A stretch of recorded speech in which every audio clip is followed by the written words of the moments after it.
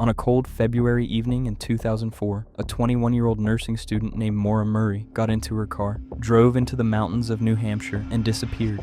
No witnesses, no footprints, no clues strong enough to explain what really happened. For more than 20 years, her disappearance has remained one of the most baffling cold cases in American history, spawning countless theories, investigations, and heartbreak for a family still searching for answers. 2 days. 10 days. 1 year. 8 years. 10 years. 15 years. Almost 20 years later.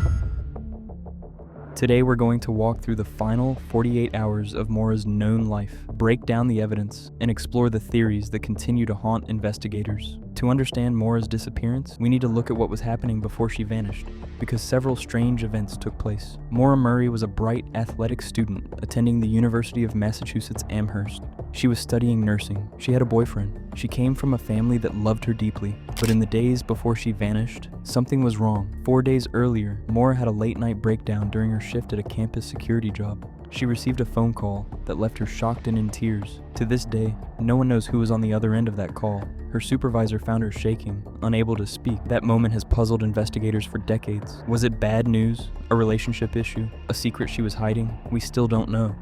On February 9th, 2004, Maura suddenly emailed her professors claiming there was a death in the family that required her to leave campus for a week.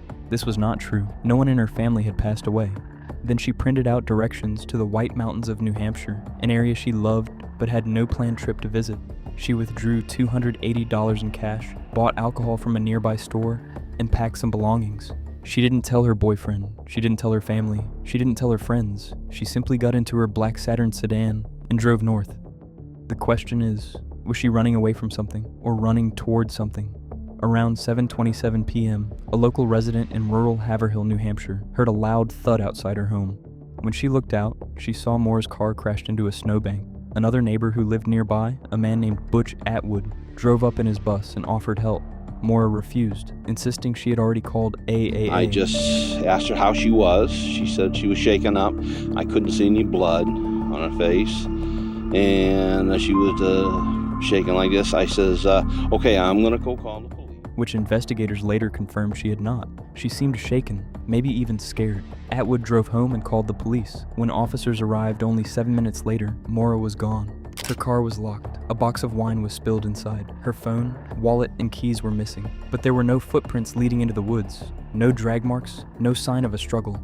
It was as if she had simply vanished into thin air.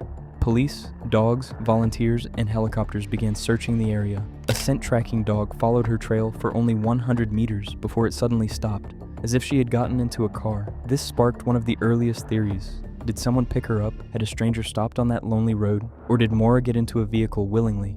To this day, the road is quiet, isolated, and heavily wooded, the kind of place where someone could vanish quickly if they wanted to. Investigators and internet sleuths have spent years trying to piece together what happened to Maura Murray. Here are the leading theories.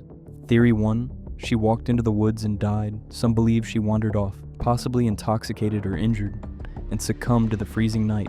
But search teams covered every inch of the nearby forest. Nothing was ever found. Theory 2, she was picked up by a stranger. The abrupt end of the dog's scent trail suggests she got into a vehicle. But who and why? The area is so remote that the odds of a random kidnapper passing by at that exact moment are extremely low, unless someone was following her or she had agreed to meet someone there. Theory 3, she planned a disappearance. Some point to the lies about a death in the family, withdrawing cash, and the alcohol purchase.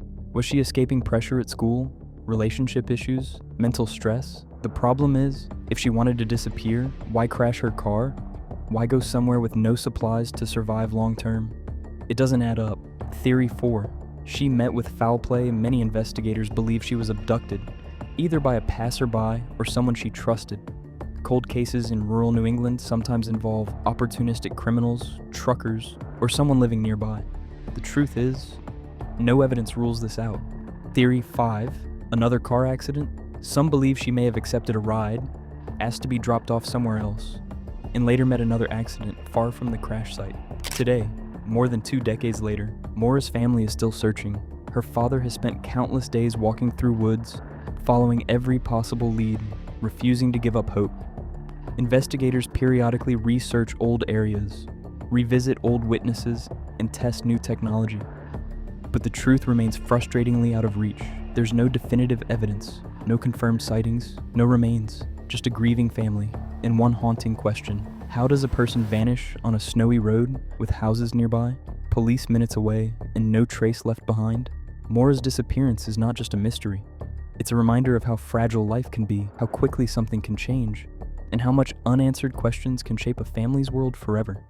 If you want to see me cover more real missing person cases, unsolved mysteries, or true crime stories, let me know in the comments. Thank you for watching, and may Maura's family one day find the answers they deserve.